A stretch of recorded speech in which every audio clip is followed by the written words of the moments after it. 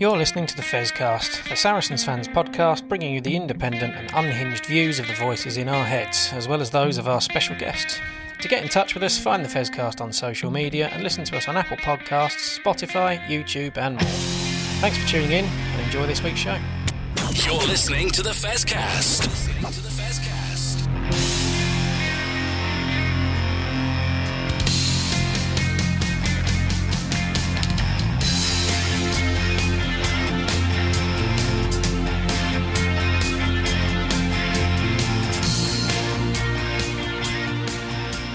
Hello everybody and welcome to another edition of the Fezcast. Coming towards the end of the season and, well, coming to a culmination of the season that's still open for the men.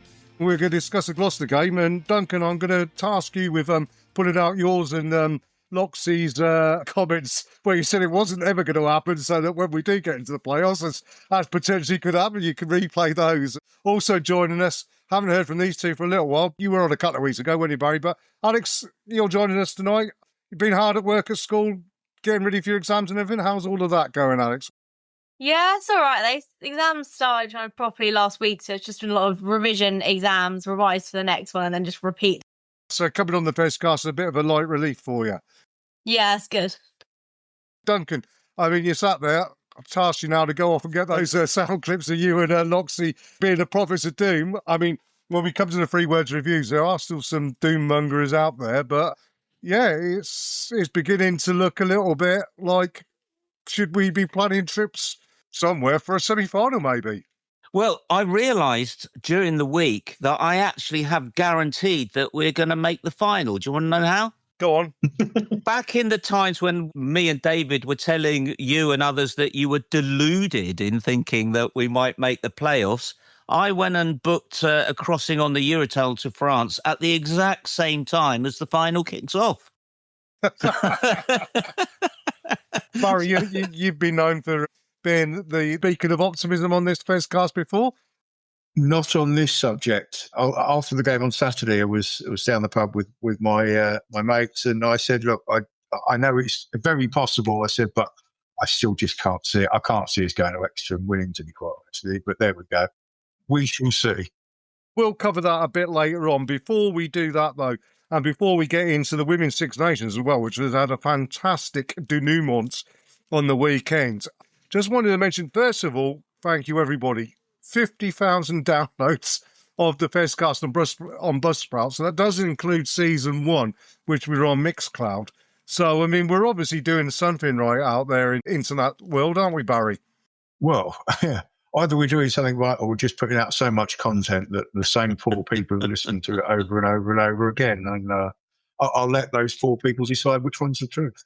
Well, yeah, I mean, it could be quite interesting next week, which we'll discuss at the very end of the show, because no games or anything. But, Duncan, you said you were at a dinner with David Flatman and Shauna Brown the other week. I went on Friday night and had a talk done by Kevin Sinfield, which, I tell you what, if you ever want to meet somebody inspirational, Kevin Sinfield's the man. I mean, what an inspirational bloke he is. I do my running and I put some miles in when I'm training for marathons and everything, but he put up what his training regime is like. And when he sat there and he did, right, day 1, I did 86 kilometres, 87,000 steps. Day 2, I had a rest and did 45 kilometres, which is over a marathon. And then day 3 and 4, I'm doing 87. Bloke's nuts. But what was quite interesting when we spoke to him, well, when he was speaking, he was saying about rugby and, you know, obviously the love he has for Rob Burrow and everything, but talking about, someone said, what's best legal union? He said, rugby. Rugby's the best. The camaraderie and everything and the love, the teammates and whatever. Sitting in a rugby changing room, he said, there's no better place in the world. And it was, you come out of there absolutely inspired, Duncan. Yeah, I mean, he's incredible. I mean, has he got any knees left? Well, he bought himself an ice bath, which was quite interesting because I looked at my wife and thought, you know, there's a Christmas present, an ice bath, and I think the comment is, I'll go and get a couple of bags of ice for you. You can see in your own bath at home. But They used to speak about him in the same way at League. I think he was head coach at Leeds before he became defence coach at Leicester, wasn't it? And there were loads of people in League saying, "God, we've lost a good one here. This is absolutely nuts." Everybody says he's inspirational, not just you. I wonder whether he'll ever step beyond. What did he give an indication of what his plans were? Whether he's got aspirations to become a head coach, either back again in league or in union?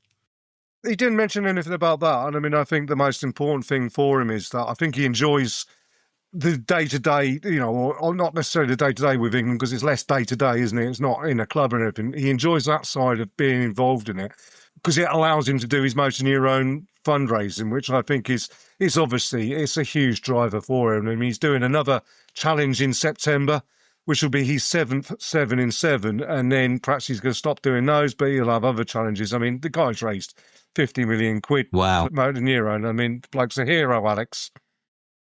Just the idea that, like, stuff transcends sports. Like, it doesn't matter whether it's league or union or what it is. It's like, actually, what he's done is incredible. The money he's raised is amazing. And it doesn't matter whether you're a fan of rugby union or rugby league, you support him. It also brings home as well the sad news we heard yesterday. We were recording on Monday. This came out on Sunday. About somebody else who was involved in the We Are Doddy Foundation. A great player, great Scottish centre, British Lions centre, pretty good commentator as well, or pundit. To hear the loss of Scott Hastings, age 61, Barry, which is no age whatsoever, as particularly after he lost his wife not too long ago as well. Our love and our thoughts and everything go out to the Hastings families on this sad occasion, don't they, Barry? A great player and a great loss to the game. And as you say, 61 is absolutely no age. Another victim of cancer, I'm afraid. And it strikes a lot of people. And it's for all the talk we do about other conditions, and it's not to downgrade or try and rank them off against one another, but cancer is a bugger. The more we can do to help, the better we can do. And I mean, I'll continue doing my MND stuff. And indeed, Kevin Sinfield did sort of like shame me into agreeing to him to run the Leeds Marathon next year. So now I've said that on here, that'll be my next thing. Next May, I shall be running again the Leeds Marathon, which will be my 7th marathon. So there you go. Let's stop there, and then we're going to come back, though, and talk Women's Six Nations, which, as I said at the start of the show, it came to a brilliant culmination. You're listening to the Fezcast. Hello, this is Akina Gondwe of Saracens Women, and you're listening to the Fezcast, and we are both proudly sponsored by the Saracens Supporters Association. For a £10 annual subscription to the SSA, you'll get the chance to buy tickets for away matches, receive a regular newsletter, and an exclusive SSA badge. They also arrange pre-match gatherings and player-coach events. As well as sponsoring both me and the Fezcast, they also sponsor Louis Johnson from the men's team and the Saracens Foundation Track Club. Not bad for 10 quid. You can join up at membermojo.co.uk/SSA. Enjoy the rest of this edition of the Fezcast, and I look forward to seeing you at StoneX. Come on, you Sarries. This is the Fezcast. Welcome back to the Fezcast. And yeah, as I said, Alex, we haven't had you on for a while, not since the start of the Six Nations tournament for the women. What did you think to the tournament as a whole before we talk about the games on the weekend? Did you enjoy it? I think it's been good. I think there's been lots of games that have been competitive. There's some that have been really one-sided, but actually there's games that are being competitive. And even, Wales and Italy getting bonus points against England, you see that other teams are improving and are starting to push the top teams, which is great. England, although they won the tournament, they had to work really, really hard in this tournament, didn't they, Duncan? Because it didn't go all their way. And even, the first 5 minutes against France, and we knew what France were going to do on the weekend. I mean, they come out like an absolute steam train, and England needed to hold them, which they did brilliantly until they blew out, and then they were able to accelerate. But, every game England have played, except perhaps against Scotland, they've had to go to the well to a certain extent and fight some adversity as well, because, if you look at the amount of players that are missing, that team that started the game on Sunday only had 6 of the World Cup winning side in it. They've really had to fight hard for this tournament, haven't they?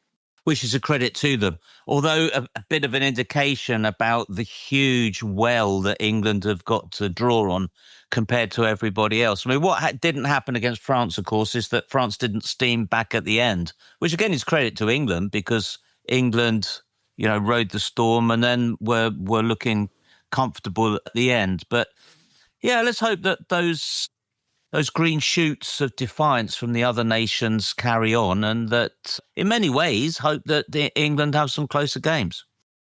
From my point of view, the two teams that impressed the most were Italy and Ireland. Ireland going from a position 8 years ago where they didn't qualify for the World Cup to being quarter-finalists last time and possibly should have been semi-finalists, Barry, to really pushing a lot of teams a long way and performs really, really well, I think. And against Scotland, they beat Scotland up on the weekend, didn't they?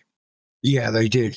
I watched all three games at the weekend, and although Italy were quite comfortable winners over Wales, in the end, that game was competitive.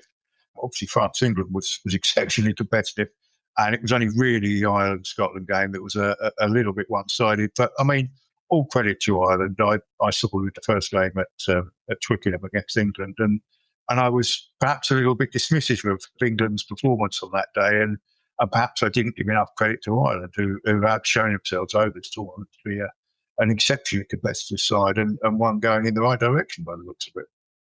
Yeah, I mean, I think that's the one thing I take out of the home nations, Alex, is Wales and Scotland. Scotland have gone backwards.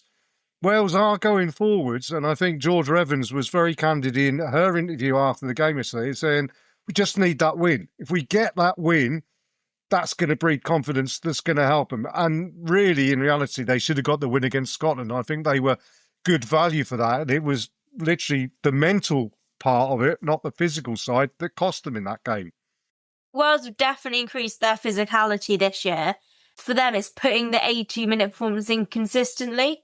They were leading at halftime against Italy, so it's actually how can they come out in the second half and then make sure they maintain that going forward? And then that gets them the win, which then hopefully starts to build momentum and they start improving. Going to move on to the England game. First of all, I'm going to bring you in here, Barry, because you made a comment about this on our WhatsApp group, and it's something I picked up as well. My wife picks up watching it as well. The BBC coverage, I thought they were almost apologetic for the fact that England won it. And there was one point when, I think it was the Amy Cockaine try at the end where Marley Packer put her in the corner. And Sarah Orchard, she couldn't hide the disappointment in her face, in her voice. And I don't know what's wrong with the BBC, because they seem to be right down on England up until the point that England won it, and then they were all over them. And then maybe I'm reading that wrong, Barry, but you sort of made something a bit similar to that, didn't you?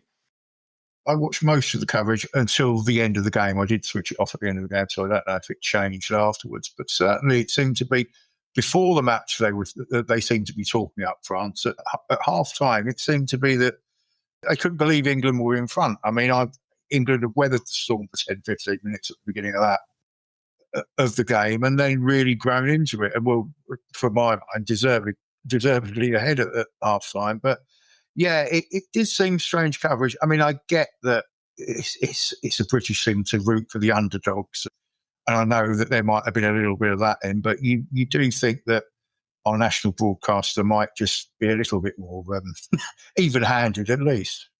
Well, I suppose the only thing for that is that Ruby Tui did come out at the end of it. And I think I understand what Ruby Tui was doing before the game, that she's trying to build the game up. And there is an element of that, it's not a foregone conclusion England winning, but they were definite favourites. So you want to try and get some peril in there and whatever and build it up. But, I mean, she did turn around afterwards, Duncan, and her comment was, is this the greatest England Red Roses team we've seen?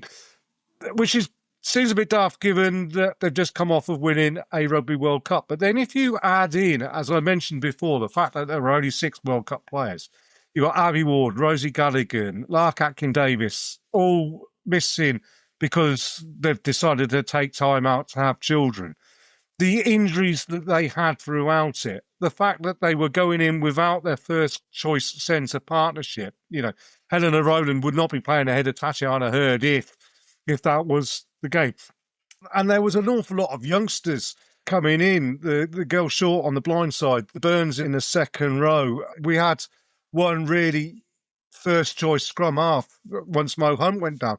They faced an awful lot of adversity in this tournament and came through it and played some scintillating rugby and won a Grand Slam. Do you agree with Ruby? Do you think this is a greater achievement than winning the World Cup, Duncan? Probably not, because Canada weren't playing. I mean, I got to say, I didn't find the BBC coverage strange. I've got to say, I mean, your points are totally valid. They do need to big up the competition. And also, I will be honest, at times, it's great to see a dominant England team, but at times I was hoping that France would actually come back and score. And that's just saying that because of a desire to see a really healthy competition. As I say, we've got mixed feelings, and I didn't find, well, perhaps the BBC coverage was reflecting what I was feeling inside as well. I mean, I think that's the thing that Matt pointed out, wasn't it, on our WhatsApp group, where he pointed out and said that, most neutrals would actually want France to win, at which point, Barry, I mentioned like neutrals like the referee. I didn't think the referee had a particularly bad game. I thought her communications was good. There was a couple of things that she missed, but you're always going to get that. There was a couple of times I think she had to be reminded that she was playing advantage at the time, and had to go back to give the penalty. But I don't think she was favouring one side over the other. I think she just had a pretty good game, and her communications was spot on, and none of the players seemed to have a huge amount of problems with it. I think there's quite a few people with a French accent in Bordeaux who might not necessarily agree with that, Alex. I mean, there was a point when they mentioned the fact that we were, in the second half, committing penalty after penalty after penalty and didn't see a yellow card. But there were a period in the first half where France were committing penalty after penalty after penalty and didn't see a yellow card, despite being warned a couple of times, Alex. And then, of course, it was French indiscipline that really did cost them at the end with the high hit on Claudia Maloney McDonald, wasn't it?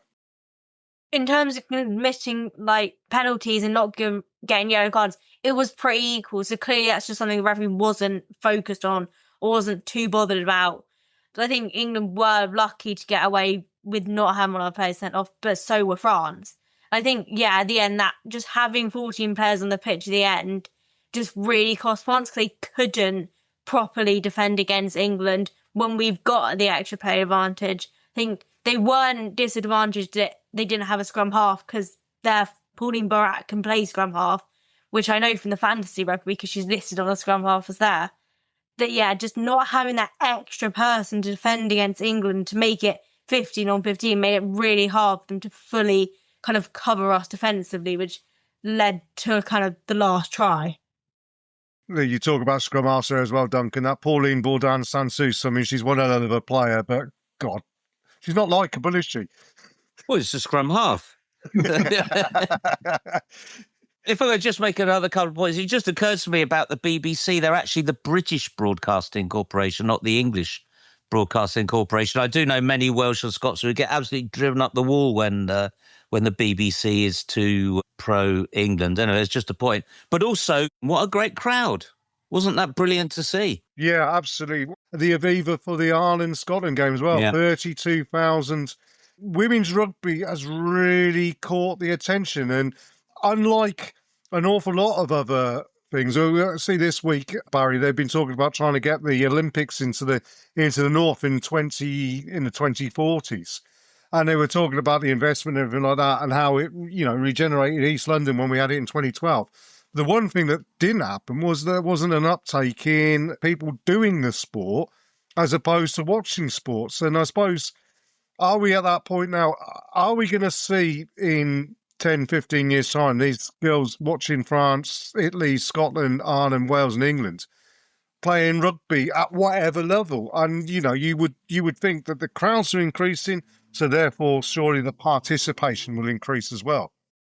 You would hope so. And I mean, that really, so for women's rugby, that's going to have to be driven from the grassroots clubs, because there just isn't the infrastructure at the professional level yet to drive the whole thing in terms of participation. But I'm sure if they can get people into youth and mini rugby at grassroots level, and they already do, of course, because they play mixed up until the age of, is it 11 or 12? I can't remember now.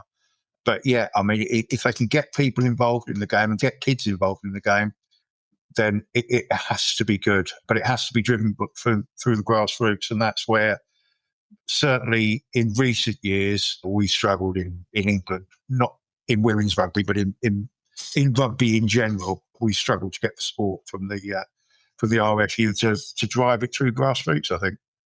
When you were involved in grassroots rugby yourself, where were lads coming from into the club? So mainly word of mouth, and then when you had a side, if you had a strong side, they would bring their friends in. But the reverse of that was happening as well. So when there was any sort of issue and someone popular went, then you would lose 5 or 6 players. And then eventually you'd get to the point where you didn't have enough players to actually play in games regularly. And then it just became a self-fulfilling prophecy. As the more you struggled, the harder it got, the less success you had in attracting players. And then you get some of the bigger grassroots clubs coming up and nicking complete size, would you believe? Yeah, it is a big issue. Yeah. I found it when I was coaching at Abingdon, which is a small club, we were always held up against Henley, and Henley had the likes of Tom Bondell playing for them at the age groups I was coaching, and everybody wanted to play for Henley. We had a pretty good private school in the town that supplied us an awful lot of players because rugby was their game. But you want to get kids, the whole attitude, the class system almost that still perpetuates. I live on the bottom of an old council estate in Banbury. The next England rugby captain, plus the cure for cancer, could be up there on that, but you'll never find them because they don't get the advantages or the opportunities in their school, which, that's something that really needs to change. Is the RFU's got to see outside the clubs and find other ways, or support the clubs, but find other ways of getting other kids to go to those clubs. We saw this week that the 6 graduates from the under-18s to the senior academy are all at posh schools for Saracens. And yes, they get picked up on scholarships, many of them, like Noah Kalori and Mara Itoji, which is a good thing. But I totally think you're right. The thrust needs to be to get into the state school system. Yeah, I mean, it's the same in any sport. You look at cricket, how many players play for England who don't go through a posh school? And, you go to Bradford, where there is a huge contingent of Asian kids, and Asian kids love cricket. How many Asian kids do you see coming from those environments into county cricket? And it's negligible. So there's a huge issue everywhere. I mean, we got off on a bit of a tangent there, Alex. I mean, the question, to bring it back to the Women's Six Nations at the end of this tournament, we talked about how difficult it's been for England in relation to the injuries, players going off and taking time out to start families, etc., etc. When those players are back, 2 questions for you. How difficult is it going to be for the likes of Abby Ward or Rosie Callaghan or Lark Atkin-Davis to get back into that squad? And secondly, how frightening is it now that through circumstance England have blooded an awful lot of players who've proved themselves at international level, who are only going to get better as they get more experience? How frightening is that for the rest of the world? And what do the rest of the world have to do to keep up? I think they will probably get back into England if that's what they want to do, just because they have got that experience, and they'll probably all go into PWR sides, they'll be playing regularly, they'll get into the England squad. But actually, it's then what happens to the players who have filled in? They're still fighting for England squad. So actually, do we see a bigger rotation of players? Because we've got 2 15s potentially that could start any international match. So I think we'll just see more rotation kind of next year about what's going to happen, so that we've got a fully team. But I think other teams need to be looking at it and going, we need to be aiming to have that as well. We need to have not only a full 23 we can put out, but also 10, 15 other players we can call on to play into an international match without kind of diminishing the quality. And I think especially for Wales, Ireland and Scotland, if they're looking at having teams in the PWR, that will increase that, because they're playing good quality opposition. They're regularly playing these England internationals, Canadian internationals, etc. in the PWR, so they're not losing kind of the experience that other players are getting.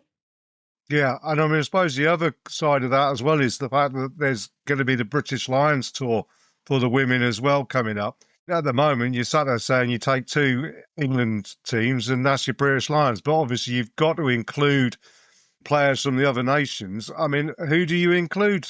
Go to you first, Alex. I'm going to throw out Aoife Wafer and the Irish standoff, who really impressed me throughout this tournament. Is there anybody else that you think steps up and gets into British Lions? Bearing in mind that players from a lesser nation, when they go and play alongside the English players, are going to improve because they can just concentrate more on their own game, as we see with the Welsh girls that go and play at Gloucester, for instance. I think you're probably from Scotland. Rachel Malcolm gets in just because of the leadership and her work rate. And then I also think probably someone like Francesca McGee, if she's fit, because she's just rapid on the wings. And you see them when they're playing for PWR clubs. Actually, they've got that talent. It's just not necessarily being got out of them at Scotland. And I think for Wales, Ciara Bevan, definitely. She's got that experience. You know, will Mo Hunt make it to the British and Irish Lions or possibly not? So actually, she's the next most experienced scrum half. You've also got the fact she kicks and she can kick for goals, so it's that second option. And then I think Georgia Evans makes it just because her work rate and the kind of physicality that she brings would really help against teams like New Zealand. Anybody that you would pick out, Duncan, on that one, just to finish off? No, I was going to say Georgia Evans as well. In many ways, it could make it a more interesting tour because you'd imagine that England would probably do better than New Zealand and the British and Irish Lions will if they pick quite a few people outside England. I'm going to break one of the Fezcast rules and suggest a Harlequins player. Salita Tuipoloto, who did impress me at the weekend. I've not seen a great deal of Wales, I have to admit, but her ball carrying was very good. She's clearly well built for the scrum, but she was impressive, and I think she could add something to us. Although she did get some criticism during the game, Alex, from the commentators. It is something I've looked at. We just talked about her fitness, and I think that's something that she just needs to work a little bit harder on. She does, for a young girl, because she is still a young girl, and I'm loath to say it, given that brother is now in the England camp and her dad was a bit of a bruiser. So don't pass this on, but I mean, she perhaps needs to do a few more laps of the pitch as opposed to anything else. Potentially going to Quins will do that for her because it's a change from what she's had at Gloucester, where she's very much had kind of her position. She's very used to that. So actually changing environment, going to Quins who will play a slightly different style of rugby and actually kind of having to make those changes to her game and actually adapt to kind of Quinn's style of play will hopefully only make her better, and hopefully then she'll get selected for the tour. Yeah, brilliant. Well, look, let's have a break there, and then we'll come back and discuss the England training squad announcement that's been announced today, Monday, although we're going out on Wednesday. This is the Fezcast. Well, welcome back, everybody. And yeah, the England training squad, I think it's about 212 players, isn't it, or something like that. It's quite a large training squad that's been announced, but it's a good news for Saracens players that the normal candidates, Jamie George, Theo Dan, Maro Toji, Ben Earl, have all got in. Player that's coming to us next season, George Martin, on the back of 3 or 4 pretty impressive showings for Tigers, including a fantastic performance on the weekend against Sale. I mean, if he can stay fit and bring that sort of intensity to our team next year, we're looking forward to it. But in the backs, 2 players, really good to see. Barry Noah Kalori, if he hadn't have been put into this squad, we would have been questioning it because, I mean, he's just special, isn't he? He's different custard. But the really interesting one, and it's great to see young Charlie Bracken being rewarded for some really good stellar performances, which we'll talk about in a bit when we talk about the Gloucester game on the weekend. But yeah, Charlie's in the England training squad. I mean, there are a number of scrum halves. There's Alec Mitchell, Ben Spencer, you would think were 1 and 2. Then you've got Jack Van Porthy, and then Charlie and Archie McParland. Obviously, Charlie and Archie are the future, you would have thought, and they're being brought in probably to get some experience, Barry, but that's great to see, isn't it? It's a fine reward for how well he's been playing. Yeah, definitely. I mean, Spencer and Mitchell, as you say, are going to be the first choice, but it can only do them good. The earlier you get players involved in the international setup, the more they seem to benefit from it. I mean, I'm not Van Portwig's biggest fan, although I did think he had a good game the other week when I saw him. But it'll be great for Charlie to get there, and it can't be too long until his brother joins him either. Jack's obviously got break into our team, yeah, hasn't he? In the forwards, as I say, you know, the normal subjects are gone there. Jamie George is being retained. Luke Cowan-Dickey is doing rehabilitation, so he's your senior hooker at the moment. So that the likes of Jamie Blamire and Theo Dan can learn from the master. Likewise, Maratoji, I would be hoping that this summer he's going to get a reasonably light workload because he would benefit from a break. But as we'll discuss when we talk about the game, I mean, he's imperious at the moment, isn't he? So he's got a new supply of Duracell batteries, probably, Duncan. He really has. It'll be fantastic on Saturday, and we'll come on to that. The story is that he might miss it altogether and not go at all, which would be brilliant for Saracens, wouldn't it? The hooker situation is interesting. I mean, see whether Theo Dan can stay on the pitch a whole game if he gets a chance. Given that Charlie Bracken's in there, I wonder whether Fergus Burke is having any second thoughts about whether he should have chosen to be Scottish or not. Well, indeed. And I suppose the other issue is, I mean, we discussed it last week, didn't we? We mentioned, I think one of the Sams mentioned it, where you could have had Charlie, Fergus and Ollie Hartley as your 9, 10 and 12 for England in the near future.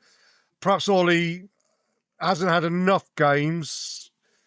He's had the same amount of games as George Martin, but George Martin, Steve Borthwick knows George from Leicester days. George has got some history that means that he comes in with that limited experience. Perhaps Ollie just hasn't had enough games this season to batter down that door, Barry.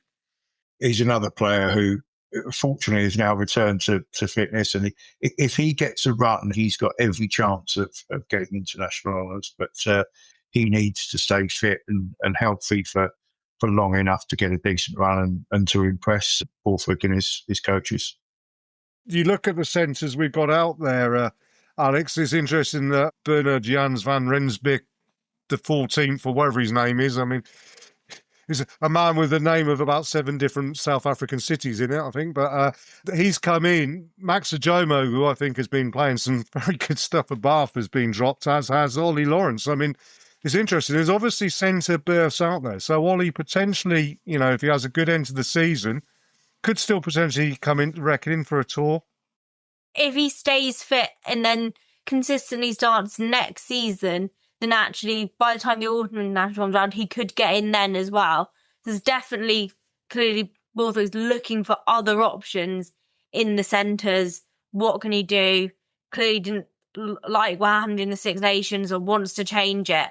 So actually, if Ollie Hartley can stay fit and then consistently starting Saracens, he's got a really good chance either this summer or kind of next season of getting into that England squad and at least being included in the training camps. Now, let us take a break there. Then we're going to come back. And as Sari Kazi on Twitter in the Free Word Review said, double Gloucester, anyone? Hi, this is Petrus Duplessis, and you are listening to the Fezcast. This is the Fezcast. And welcome back to the Fezcast. And yeah, Kazi, that was a very cheesy 3-word review there. Double Gloucester, anyone? I mean, we've got the hoodoo over Gloucester, haven't we? And it's great to see. And we'll discuss that. But before we do so, just want to have a quick chat about 2 of the worst kept secrets in rugby. We're going to say goodbye at the end of the season to Ivan Van Zyl and Theo McFarland. And first of all, Duncan, have a quick word about Ivan, who's coming for a little bit of criticism from us this season. We've pinned an awful lot of blame on him, which may be a little bit unfair. But what you can say about Ivan Van Zyl is he's been a great servant to the club and always given his best, even if perhaps sometimes we were a little bit concerned about how good his best was this season. But, you know, 2-3 seasons ago, we were pumping him for England, that he could have done a Bernard Jans van Rensburg and qualified for England. So it's going to be a shame to see someone as popular as him, as committed as him, moving off. But we're going to wish him the best of luck back down in South Africa at the Sharks. You put your finger on it. That's exactly the point. For a few seasons, he was great. And it's been this season, hasn't it? And been trying not to talk about the Gloucester game, but it's relevant in many ways because whether it was we had done the job or whether it was the change of personnel. But when Owen Farrell and even Van Zyl came on again to replace Fergus Burke and Charlie Bracken, it looked a heck of a lot like earlier in the season. Yes, he's been great, but yes, it's the right time for him to go. We always say it, don't we, Barry, that we don't ever regret players going, and very rare that we want to bring them back, and perhaps only Vincent Koch is the one that we really regretted. Ivan goes with our best wishes, and we know that he'll be success down in South Africa. I mean, he wouldn't want to play down in South Africa where you come from. Yeah, absolutely. I mean, he's given us a lot of good service. He's very, very highly regarded around the club and by the coaches and his fellow players. So he's had one fantastic season with us, one very good season with us. And the last couple have been a little bit perhaps disappointing. But is that him or is that the team? What comes first, the scrum half or the team performance? I just don't know. And we'll come on to Saturday, obviously. But I felt that the game was won when we made the changes. And I think that was, again, hard to work out which was cause and which was effect. I mean, of course, the other player that's been announced that he's off is P.O. McFarland. And let's be honest about it, Alex. I mean, there's a number of reasons why it's good business for the club, because I think, he's an established international player, but he's got a value. He's in his 30s now. And who blames him for chasing a Euro?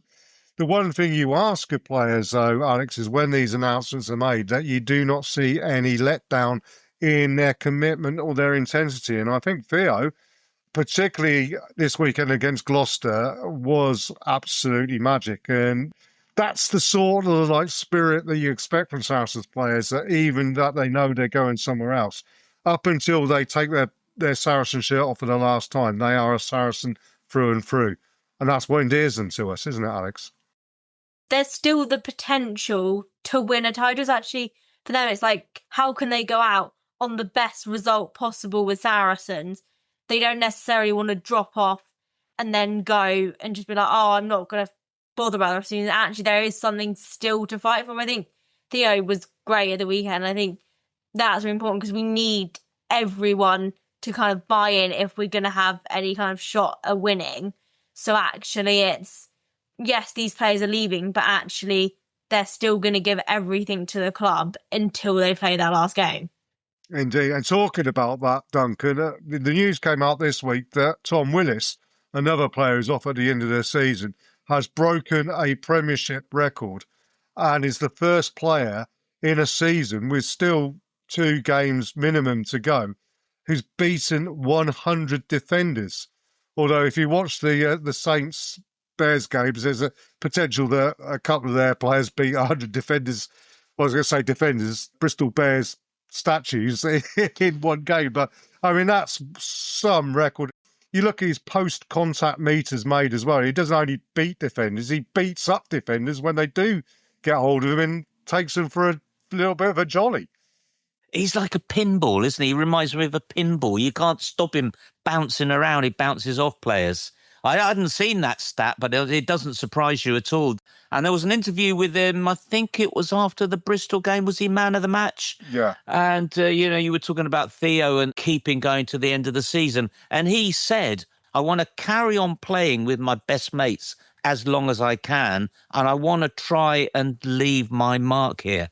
And boy, it's so frustrating, but at least, Bordeaux really are short of 1 or 2 quality players, so he's going to a good place where it'd be appreciated.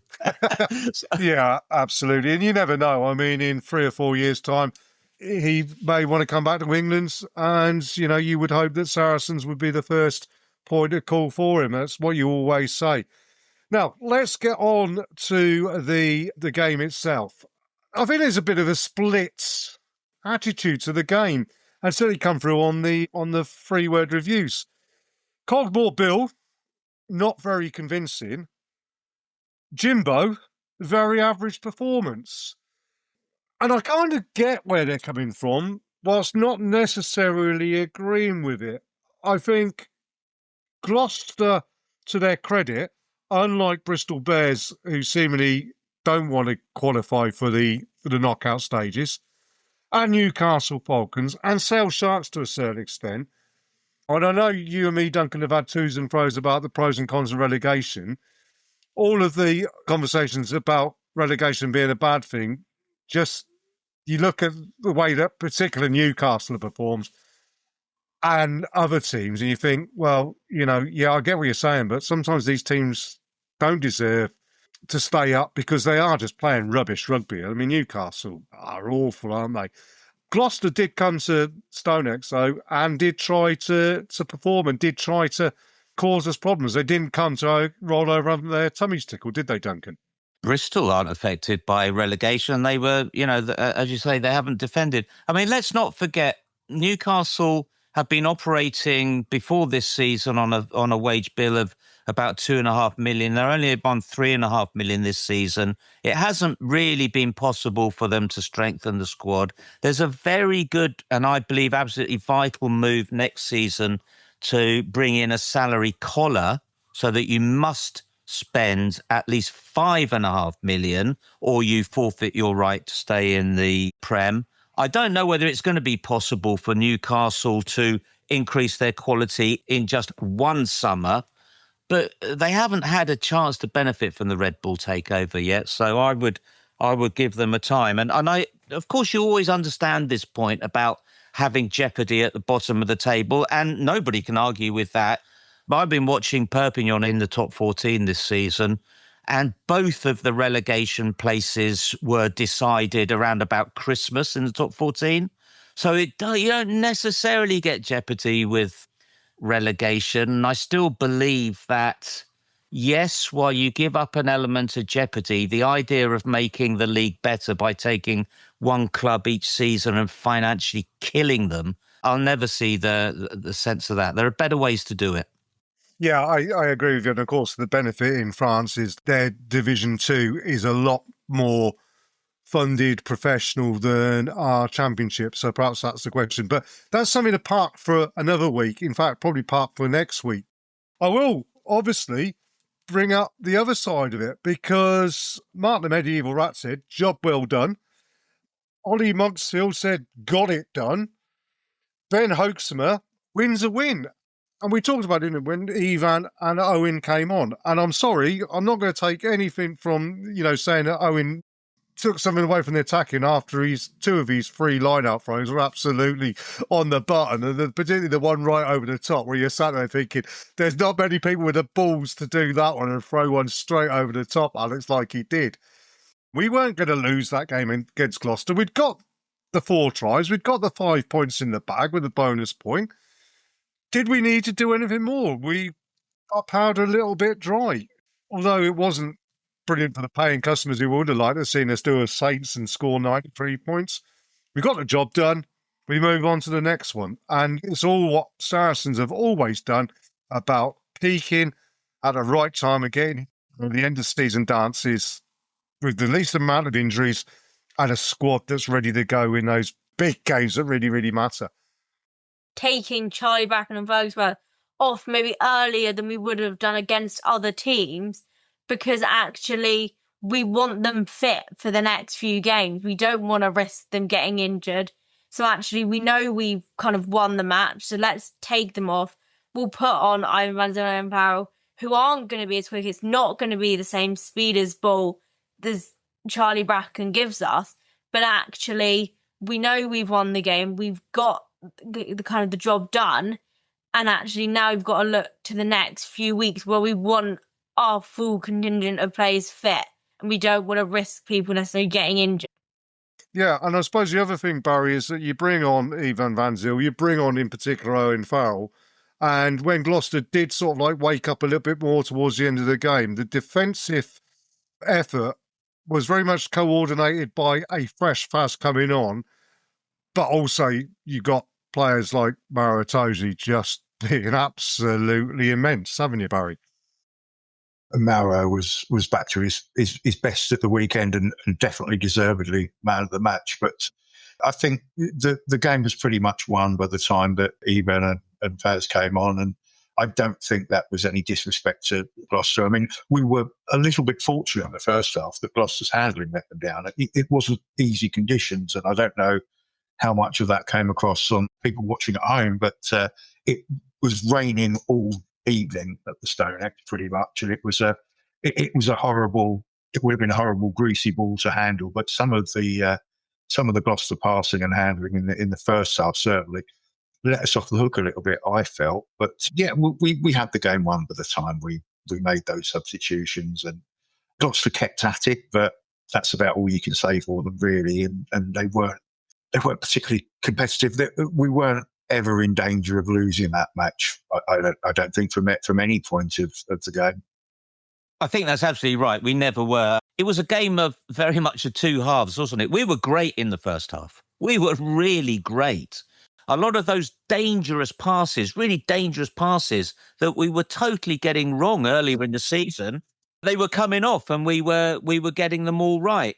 Look at that first try. Look at that break from Fergus Burke. He was fast and we scored. So I think there's a bit of both, that it was the loss of Charlie Bracken and Fergus Burke. And I totally agree, it was right to take them off and wrap them up in cotton wool. And a little bit of saying, well, we've got this under control here. We're not going to try too hard. Interesting comments on the TNT commentary saying the difference between us and Bath and Northampton is that they don't ever take their foot off the accelerator. They just go for it for 80 minutes. And there was a question mark as to whether it's a bit dangerous to have that mindset of taking your foot off the accelerator, even though you've got the job done. Let's have a look at Bath and Northampton. And, we're kind of like jumping ahead of ourselves because it's not a foregone conclusion that we're going to be in the semi-finals. But the likelihood is that we're going to play Bath or Saints in the semi-finals if we make the semi-finals. Now, you look at the last few games that we've played. Against Bath, we went down to Bath and we got an absolute thumping in the league. Then 3 weeks later, we went there in Europe and possibly could have won that game. Northampton Saints, I think the spark for our season this season was the game at Tottenham Hotspur. And although we didn't win that game, whereas we went to the Saints game where they ran in tries and we weren't blown away in the same way by Saints, were we, Duncan? But still, they scored 40-odd points against us. It's almost like we learned, which you would hope with coaches of the experience of Mark McCall and Joe Shaw around the place, that you would learn. So the gaps come closer. So by the time we come to a semi-final, if we do make that semi-final, I fully expect us to be an awful lot closer. And I don't think that Bath or Saints, if they were to sit there now and say, which team would we not want to face, they're going to go Tigers and Sarries. I think they'd be quite confident taking on Chiefs at home, but Sarries or Tigers at their place is going to be a difficult match for them because that's the way we're building. So actually, having the ability to shut the game down sometimes, and I think that's been shown in the games where Northampton have lost in recent weeks, is that when you do actually hassle them and you don't give them the ball to play with, then they're going to struggle a little bit. Saracens are very good in that kind of last 20 minutes of actually, if we're ahead, we just defend. We don't need to try and be as risky as we were earlier in the game. We're not constantly trying to make breaks or get through, because actually, if we have got over a couple of scores ahead, we actually have the players who can kind of put in that defensive effort, but also know that we've just got to keep hold of the ball, and that should help us win the game. So I think that will be kind of what Northampton and Bath, if they face us, will kind of be worried about, is they can't in the last 30, 20 minutes just turn it on and keep scoring, because actually Saracens might take our foot off the gas a bit, but actually will put in a bigger defensive shift than other teams. As I say, though, we are getting slightly ahead of ourselves here, Barry, on this, because as Steve Cummins, Saracens 1971 says, next up, Quins. And then he says, in our hands. And there's a few like that. Rugby Saracens, onwards, upwards, hopeful. Ollie Monkshill on the back of he's got it done. It says 2 more needed. John Barron, in our hands. He says, thank you, Quins, which, he's joining your splitters group there, Barry, and then giving Quins a bit of credit where, we don't normally do that. And he also does say plenty in reserve, which is quite interesting. We have got Quins up next, and it would be the most Saracens thing to do, and also the most Quins thing to do, that Quins come to StoneX and have a parade on our party, don't they, Barry? Because all talk about Rob Baxter saying he wants to knock Saracens out of the playoff picture. I'm sure that Quins would love it even more. Yeah, absolutely. We've got two teams to play who would both equally love to end our season, bring it to a crashing halt. It'll be nice to see Quins at the Stonex for a change, as opposed to other stadiums in London. But yeah, we are going to have to be on our game because they've beaten us the last 3 times in the Prem now, twice last season, once this season away. And they'll be looking for a fourth win, and they won't be a pushover. They actually played pretty well on Saturday from what I saw of the game, which wasn't all of it. This is a free hit for them. They can only win this. They can't really worry about losing because their season's already over. So they might as well just go out and have a go. And I'm pretty sure they will. If you get beaten by Exeter Chiefs down in Exeter Chiefs and that's what knocks you out the the playoffs, then you go, well, fair enough. I mean, Chiefs have been there or thereabouts the whole season. If it's Quins that knock us out, with their sum total of their ambitions this year being beating Saracens twice, that will really stick in the craw, won't it, Duncan? Be terrible. It's going to be a very different occasion. It's not going to be a half-empty Stonex on a wet Saturday night, which speaks volumes about how much people like a 6:30 kickoff, doesn't it? It's already 90% sold 1 o'clock kickoff. And it's so difficult to predict this season because Northampton lost the week before they did that to Bristol, and Quins beat Exeter, who the previous week beat Bath. So who can predict? I mean, hopefully Marcus Smith can't have 2 games like that in a row because I know he's your favourite player. He was really bloody good on Saturday. Hopefully he can't be that good again. Hopefully the whole of Quins can't be that good again because it tends to be the way of the world with the Prem at the moment. You have an up week and you have a down week. I've always said about Marcus, if you put him behind a pack that's going forward, he's going to look great. And if he gets gaps, he's great, which is where our defence becomes really, really important. I see this game on the weekend, Alex, being a bit more of an arm wrestle. And it wouldn't surprise me, actually, if you turn around and went, in that sort of game, you might look at your Ivan Van Zils and your Owen Farrells and have a Fergus Burke coming on at the end of it. I'm not saying they will do that. I think they'll go Charlie and Fergus, but it wouldn't be as bad an idea to have them as finishers against a tired Quins who would have put an awful lot of effort in. Be interesting to see how the team go, won't it? Yeah, I think it could go either way. I think the risk of putting Fergsburg, Charlie Bracken on the bench is that if we've already lost the game by that point, they're not going to come on and do much.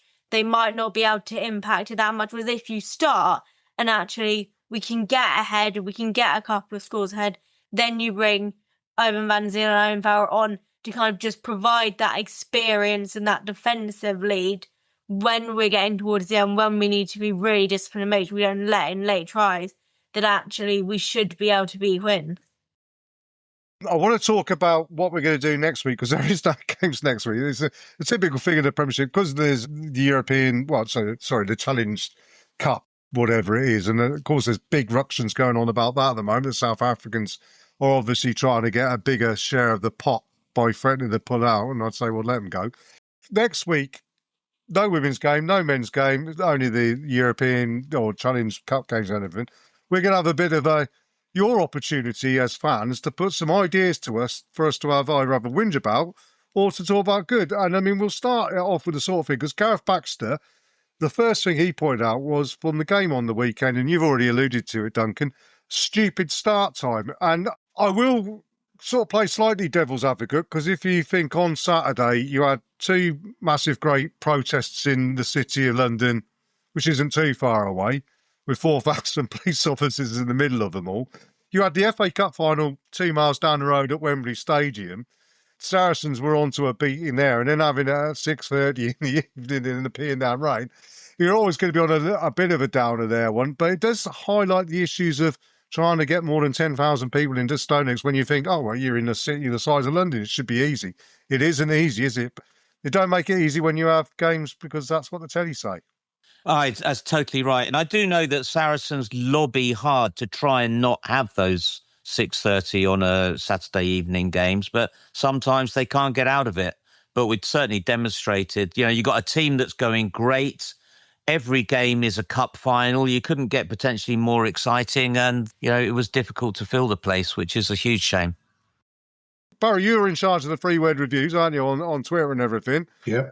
And if you follow us on the Fezcast, instead of having a free word review, have a free word whinge or a free word happiness. I don't know which way to put it. Is there any issues you want to get off your chest, either about Saracens in general or about the game of rugby in general? And I know one of the subjects we'll cover next week is the idea of bonus points and the fact that, Bristol against Saints on the weekend played like absolute rank amateurs, yet got a bonus point for scoring 4 tries, which does seem a bit daft. So that's one subject we'll be discussing. But is there any other subjects? Let us know on the Fezcast on Instagram and on Facebook, or at SSA Fezcast on Twitter, isn't it, Barry? Or he's got to look at his phone now. Yeah. You should know this off the top of your head, Barry. You'd run it. Catch me off guard, why don't you? At Fezcast_SSA. Well, there you go. So send in your problems, concerns. I'm not qualified to advise on that nasty little rash that someone's got. and we'll discuss those next week. But until then, we'll say thank you very much to Alex, to Barry, and to Duncan for joining me, Jez, on the Fezcast. And thank you, everybody, and to those 4 people who've downloaded 12,500 times each, or the 50,000 people who've downloaded it once and thought, what the bloody hell are they up to? Whichever way around it is. But we'll say thank you, and we'll speak to you next week with a bit of a difference and a bit of a change where we'll all have a bit of a whinge and a moan or a gripe or just say wonderful things. We'll wait and see what you come up with. Until then, all the best, and speak to you next week. Cheers all.